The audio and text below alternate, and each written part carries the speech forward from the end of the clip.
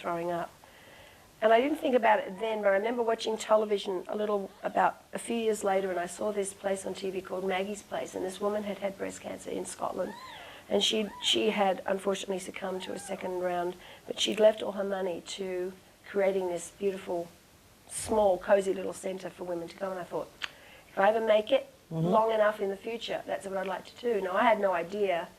I believed intention creates reality, so that intention was in my head way back, and then 5 years ago or so, when the Austin approached me to, if I would please lend my name to this centre, I said that, okay, you'd be too warm maybe, huh?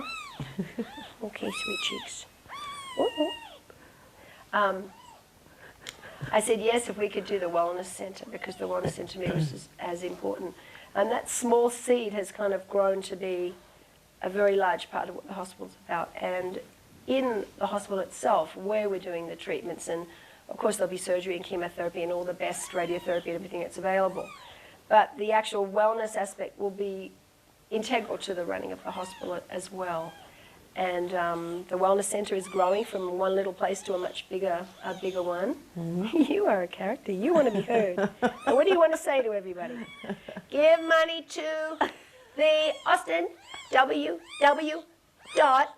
greatwalk2Beijing.com.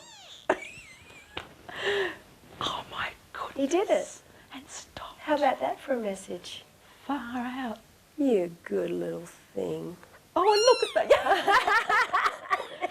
He says, I have more to say. I have more to say. All right, little darling, you know what? You're going to bring us... Yeah, you're going to be a talker. I think he wants to pee, actually. Is that what's up? You got to do this. Did you know that? Oh, yeah. You have to do this so they pee. I'm not going there. I'm so not going there. I'm probably blushing. No, it's just a little animal. Oh, little thing. Gosh, isn't that so cute? So you're going to come to China a lot from here on in, huh? I probably have to come visit Magic, won't I? I think you have to come at least once a year now. I truly do. Little thing, you're so adorable. Because honestly, I just don't think he would have survived without you. You were so determined. I was determined he was going to make it. And he had that little spark, and he wanted to make it. And you recognise that. He's a little mascot. You absolutely recognise that. We've got lots of sound effects happening here, and it's all okay. It's all part of the experience. Excuse me. Yeah, so where were we? Alrighty. Now, you're piddling, aren't you? Yes, he did it. He did it. Well done. Yeah. Oh, I'm a mother cat too.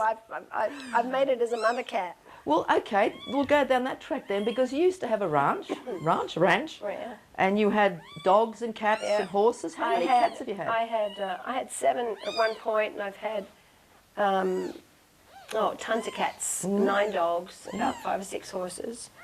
And that was one of my favourite times in my life, was that ranch. She was so wonderful. And then when Chloe was born, you know, she took up my life, and I didn't ride as much and anything after that, so they all kind of died of old age.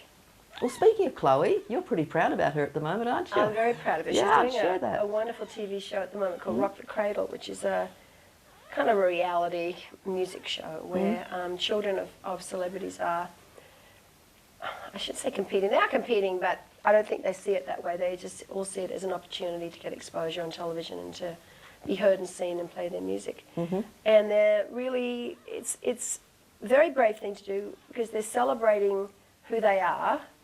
Probably their whole life they've been wanting to be somebody else, so they didn't always have to deal with being the daughter or the son of this famous person. But they're accepting it and celebrating it, and then finding their own path. And she's done amazing. She's a very individual singer. She's got a great voice, and she's got very strong ideas of how she wants to sing. You're singing too, I think. It runs in the family, obviously. Yeah. And how's she going so far? Excuse me. Really well. Really well. Okay. It's the 4th week, I think, coming up. Okay, so that's I hope to be MTV. back for the 5th. MTV. MTV, we can see it on MTV. Is it on air at the moment? Thursday nights on MTV. I don't know about Australia, but it's being shown there, because all my friends called to say she'd seen last week. Okay, we'll find out when it's on. So the journey of the wall, how are you coping? It's been fun, hasn't it? It's been really fun. It's been challenging. We've had every kind of weather condition. We've had incredible heat. We had snow the other day. We've had rain. Well, that's when you found him. Yeah, we the found snow him in day. the snow, Yeah. didn't we, sweetie? And we've camped out on the top of a Mongolian mountain next to a Mongolian village. I mean, how many opportunities do you have like that? And when we got there, it was cloudy, overcast, drizzling, and they'd set up these individual tents with sleeping bags. Everything was beautiful, and they had sparkly lights on the tents. They did? And just suddenly the sky cleared for about half an hour, and this full moon came out, and I thought, how incredible is this? What a symbolic moment. I mean, how many people get to camp at the top of a Mongolian mountain with all these other people? We had a campfire, we sang with all the locals, and Rachel, who's one of the sweet girls who's on this walk, played with all the children and was taking their picture, and it was just some great memories. And they did the fireworks for us? Pardon, the fireworks. Yeah. Well, China, I guess, created fireworks. Gunpowder? Yeah. So it's been phenomenal. Yeah. Does he have a little bit of water? No, water he a just good drinks milk at this Just age. I drinks think milk. kittens only drink from their mother. He's maybe. Okay, we're looking at milk here. Oh, you got milk there? Oh, look, you know, we have a very free and easy little setup here. Little friend, oh, such a cool little boy. Yes, you are. So how do you think the whole team's going? We're on day 15, about day 18 at the moment. I think everyone's doing great. Well, we've had people come and go. Come on, Yep. sweetheart, you want some more? Yeah. And you've got Sir Cliff Richard turning up, is it tomorrow? Yeah, that's Yeah. going to be fun. Oh, he's hungry. Oh, look at that. Well, I suppose it's like any baby. They just, She it's didn't give around me the enough. clock, isn't it? Look at that. It's going all the way down by himself. He doesn't get enough suckling because we don't have, you know, this is it. So it's How a do you little frustrating. dummy up a small dummy? That would be cute. Imagine Maybe a that, doll little dummy. A doll dummy. John?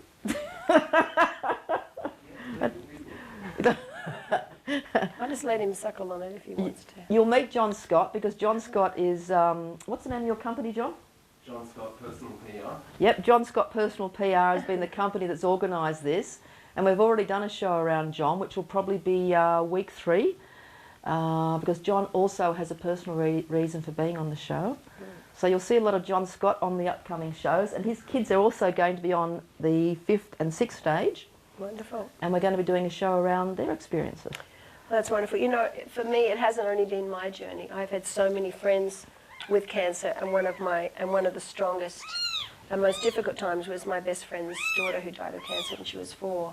So it's been something in my psyche and something that's been around. But I needed to get to a certain point in my life where I felt secure to go forward, and hopefully give hope to other women. You know, because I'm a celebrity, I can just say, look, I had it all those years ago. Because one time I was in Melbourne, Australia with my mum at a restaurant, and this lady came up to me and said, you want to tell them what she said? She said, hi.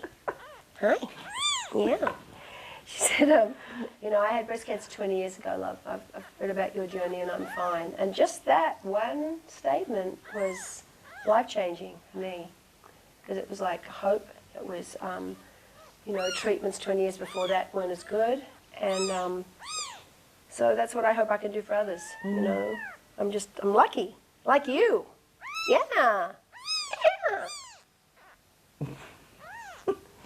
So you also have your own Gaia Retreat? Yeah, I have a wonderful Byron Bay? spa in up behind the hills of Bangalore called Gaia. In fact, we just won the Condé Nast Award for Best Retreat and Spa in Australasia. What's it called? The Condé award? Nast, which is a big chain of magazines that do a lot. I mean, if they give you an accolade, that's really a big deal. Wow. So that was very exciting because we've been open less than 3 years, and it's a beautiful, peaceful place, and we have organic food, and it's very, it's in a beautiful area. You know, that area is so stunning, and it's very spiritual. And it was an old Aboriginal. I think they used to birth their babies up there. There was a lot of ritual things that went on. So it in was that women's area. business area? Yeah. Yeah, so we had to ask permission Yeah. to be there, and we've had just a beautiful energy there. Okay.